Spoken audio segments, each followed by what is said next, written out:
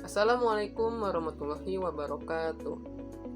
Perkenalkan, kami dari kelompok 7 akan menjelaskan mengenai peran katalis dalam bidang pertambangan pencairan batu bara dengan metode direct liquefaction.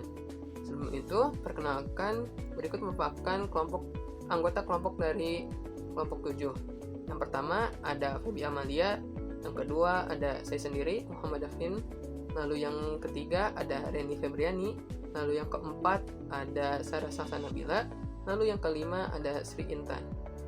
Perkenalkan, nama saya Sri Intan Rengganis dengan NIM 2207269. Latar belakang, peningkatan jumlah penduduk berdampak pada bertambahnya kebutuhan energi bahan bakar minyak atau BBM. Berdasarkan data Outlook Energi Indonesia 2014, jumlah penduduk Indonesia meningkat sebesar 1,51% setiap tahunnya dan membutuhkan penggunaan BBM sebanyak 72,9 juta KL. Namun, permasalahannya ialah persediaan minyak bumi yang semakin menurun. Maka, diperlukan suatu upaya mencari bahan bakar minyak dari sumber lain agar kemungkinan krisis minyak mendatang dapat diantisipasi. Salah satu caranya memanfaatkan batu bara. Di Indonesia sendiri memiliki potensi cadangan batu bara yang melimpah yang belum dieksploitasi secara maksimal. Pemanfaatan energi batu bara bisa dengan hidrolikuifaksi untuk mengkonversi batu bara yang mempunyai nilai kalor rendah yang tidak laku di pasaran menjadi salah satu bentuk bahan bakar minyak sintesis yang mempunyai nilai ekonomis yang tinggi. Mengubah batu bara padat menjadi suatu produk cair pada suhu dan tekanan yang cukup tinggi dengan media pelarut serta bantuan katalis. Nah, salah satunya dengan pengembangan katalis FE yang sesuai dan berharga murah, seperti pirit dan limonit. Perkenalkan, nama saya Muhammad Dafi Ramadan dengan NIM 2205765 akan menjelaskan mengenai rumusan masalah yang ada pada pembahasan. Yang pertama yaitu mengetahui pengaruh jenis dan ukuran batu bara dalam pencairan batu bara. Yang kedua, mengetahui jumlah pelarut dalam pencairan batu bara. Yang ketiga, mengetahui peran katalis dalam pencairan batu bara. Lalu yang keempat, mengetahui jenis-jenis katalis yang digunakan dalam pencairan batu bara. Dan selanjutnya, yang pertama itu mengenai pencairan batu bara. Pencairan batu bara pada prinsipnya adalah melalui dekomposisi termal batu bara, biasanya pada suhu 400 hingga 500 derajat Celcius, batu bara sudah atau mulai mengeluarkan liquid. Proses secara kimiawi pada prinsipnya struktur kimia batu bara dipecah menjadi kecil-kecil, ikatan-ikatan organik dipecah menjadi lebih kecil, dan rasio atom hidrogen atau karbon ditingkatkan supaya menjadi liquid. Yang selanjutnya yaitu ada 4 cara pada proses pencairan batu bara. Yang pertama yaitu ada pyrolysis, yang kedua ada solvent extraction, yang ketiga ada catalytic liquefaction, lalu yang keempat adalah indirect liquefaction. Lalu ada mekanisme hipotekal pencairan batu bara. Yang pertama ada tahap destabilisasi, lalu yang kedua ada tahap depolimerisasi, lalu yang ketiga ada tahap stabilisasi. Yang selanjutnya yaitu rancangan penelitian. Metode yang dipilih untuk pencairan batu bara adalah dengan gabungan solvent extraction dengan catalytic liquefaction atau hidrolikuifikasi, atau disebut juga dengan direct liquefaction process. Proses ini dilakukan dengan cara menghaluskan ukuran butir batu bara, kemudian sluri atau bubur dibuat dengan cara mencampur butir batu bara dengan pelarut dan katalis. Kemudian, sluri dimasukkan ke dalam reaktor bertekanan tinggi bersama-sama dengan hidrogen menggunakan pompa. Lalu diberi tekanan di dalam sebuah reaktor dan dipanaskan. Lalu berikutnya merupakan skema dari pencairan batu bara. Seperti pada gambar bahwa dua jalur utama hidrogenisasi langsung batu bara untuk membentuk cairan melibatkan penambahan hidrogen ke batu bara secara langsung dari fasa gas atau dari pelarut donor. Ketika hidrogen ditambahkan langsung dari fase gas, ia dicampur bersama dengan bubur batubara yang dihaluskan dan cairan atau pelarut dengan adanya katalis yang sesuai. Hal ini disebut dengan hidrolikuifikasi. Baik, perkenalkan nama saya Sarah Salsanabila dengan NIM 2203175. Tentu saja, hasil yang ingin kita peroleh dari proses pencarian batubara adalah produk yang berkualitas baik. Batubara cair yang memiliki kualitas baik ada beberapa kriterianya. Yang pertama, memiliki kadar dari sulfur yang rendah, lalu kadar dari karbon yang tinggi, dan kandungan hidrogen yang tinggi. Juga, kualitas produk cairnya itu memiliki tampilan yang bersih dan murni. Untuk memperoleh produk yang berkualitas baik, ada beberapa hal yang harus diperhatikan. Yang pertama adalah jenis dari batubara, ukuran dari batubara, komposisi dari pelarut, juga katalis. Pengaruh dari ukuran dan jenis batubara telah dijelaskan oleh Naimi dan kawan-kawan pada tahun 2017. Berdasarkan grafik di atas, menunjukkan bahwa semakin kecil ukuran batubara, maka volume yang dihasilkan juga semakin banyak. Hal ini berhubungan dengan salah satu faktor yang mempengaruhi laju reaksi, yaitu luas permukaan. Semakin kecil ukuran partikel, maka semakin luas permukaan yang bertumbukan dengan pelarut, sehingga proses transfer hidrogen dari pelarut ke batubara menjadi lebih mudah.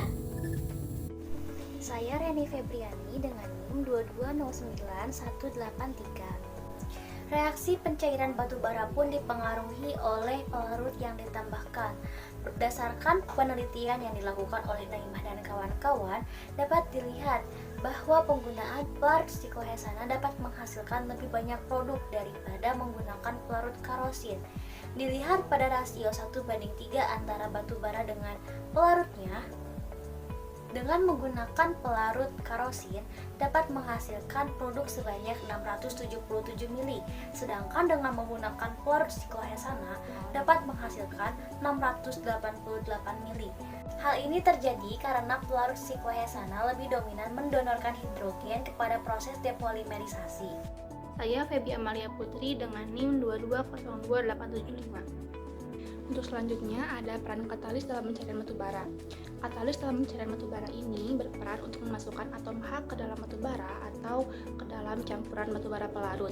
Fungsi hidrogen ini yaitu untuk stabilisasi radikal bebas yang terbentuk akibat dekomposisi termal, reaksi hidrogenasi, reaksi pemecahan ikatan CC dan CO pada batubara, dan reaksi penghilangan heteroatom. Pengembangan katalis dilakukan agar katalis ini memiliki selektivitas dan reaktivitas yang tinggi. Lalu di sebelahnya terdapat grafik hubungan antara persen katalis dan volume produk yang dihasilkan. Grafik ini diperoleh dari penelitian yang dilakukan oleh Naimah dan kawan-kawan pada 2017, yang mana dari grafik tersebut dapat dilihat bahwa semakin besar persen katalis yang digunakan, maka volume produk yang dihasilkan juga akan semakin besar. Grafik tersebut menunjukkan bahwa pengaruh penambahan jumlah katalis secara signifikan dapat meningkatkan volume produk yang diperoleh. Selanjutnya adalah jenis-jenis katalis. Berdasarkan fasanya, katalis dibedakan menjadi dua, yaitu katalis homogen dan katalis heterogen. Katalis homogen memiliki fase yang sama dengan fase reaksinya, sedangkan katalis heterogen memiliki fase yang berbeda dengan fase reaksinya. Katalis yang sering digunakan dalam proses pencarian batubara yaitu katalis tersangga. Contohnya COMoAl2O3 dan NiMoAl2O3 yang memiliki aktivitas cukup baik tetapi harganya mahal. Lalu katalis terdispersi. Katalis ini sulit untuk diresikel dan biasanya hanya bisa digunakan sekali lalu dibuang. Oleh karena itu, katalis ini memiliki satu syarat, yaitu harganya yang murah. Contoh katalis ini yaitu katalis halida logam seperti ZnCl2 yang memiliki kelebihan lebih, yaitu minim penggunaan hidrogen dan kemungkinan katalis diresikel melebihi 99%. Lalu ada juga katalis dasar besi seperti Fe3O4 yang dapat meningkatkan kinerja tetapi kurang stabil dalam jangka panjang dan mudah teroksidasi. Lalu ada juga katalis yang berasal dari alam, contohnya katalis besi seperti pirit, limonit, beberapa mineral besi oksida, dan hidroksida lainnya. Dalam penelitian yang dilakukan oleh Hidayat dan Silalahi tahun 2007, digunakan dua sampel limonit Sorwako yaitu S98BEMB dan S98BEMS1 yang bersumber dari bahan tambang Indonesia, yaitu penambangan biji nikel PT Inco International Nickel Company di Sorowako, Sulawesi Selatan. Katalis ini cocok, berharga murah, serta ramah lingkungan. Limonit termasuk ke dalam jenis katalis heterogen dengan diameter partikel yang cukup kecil, yaitu 4-5 mm, sehingga reaksi dapat berjalan dengan lebih cepat. Dalam penelitian lain yang dilakukan oleh Hidayat dan Silalahi pada tahun 2007, digunakan dua jenis katalis limonit yang berbeda, yaitu S98EMB dan S98BEME1, di mana keterangan dari huruf-huruf tersebut terdapat di bawah tabel. Nah, hasil analisis kimia dari masing-masing limonit dapat dilihat pada tabel di atas.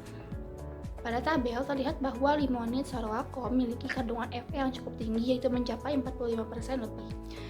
Angka ini menunjukkan bahwa limonit Sorowako memiliki kemurnian cukup tinggi sehingga akan sangat baik untuk pencairan batu bara.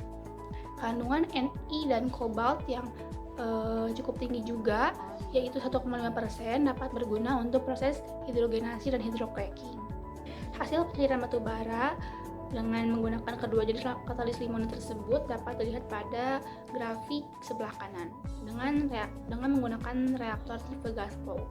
Pada grafik dapat terlihat bahwa penggunaan katalis limonit Sorowako ini dapat menghasilkan yield minyak yang cukup tinggi, yaitu mencapai 40 hingga 48%. Hal ini memberikan indikasi bahwa katalis limonit Sorowako cukup baik dalam proses pencairan batu bara karena adanya kandungan Fe atau GFeOH yang cukup tinggi serta adanya kandungan unsur Ni dan CO. Didukung dalam penelitian yang dilakukan oleh Artanto dan Yusritanti pada tahun 2006 bahwa limonit S99EMY dapat menghasilkan rendemen pencairan batu bara yang paling banyak. Jika dilihat dari komposisinya, limonit ini mengandung total Fe, CO, dan Ni yang paling banyak di antara limonit lainnya. Hal ini menunjukkan bahwa struktur kompleks Fe sebagai alpha FeOH sangat berpengaruh terhadap limonit. Unsur Fe yang terdapat pada limonit juga berpotensi untuk membentuk kompleks lain seperti NiFe2O4. Unsur logam lain seperti CO dan Ni juga berpengaruh terhadap aktivitas limonit. Namun, dalam jumlah yang relatif kecil, unsur-unsur logam ini tidak berpengaruh terhadap aktivitas katalis limonit. Berdasarkan pembahasan, didapat beberapa kesimpulan. Yang pertama, ukuran batu bara dapat berpengaruh terhadap volume produk pencairan batu bara yang dihasilkan. Yang kedua, semakin kecil ukuran batu bara, maka volume yang dihasilkan juga semakin banyak. Yang ketiga, semakin banyak rasio pelarut, maka volume produk yang dihasilkan lebih banyak.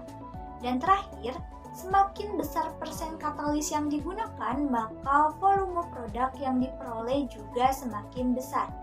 Katalis dengan kandungan Fe yang cukup tinggi, serta dengan adanya unsur nikel dan kobalt, dapat menghasilkan volume produk yang lebih banyak. Cukup sekian pemaparan dari kelompok kami. Mohon maaf apabila ada kesalahan. Wassalamualaikum warahmatullahi wabarakatuh.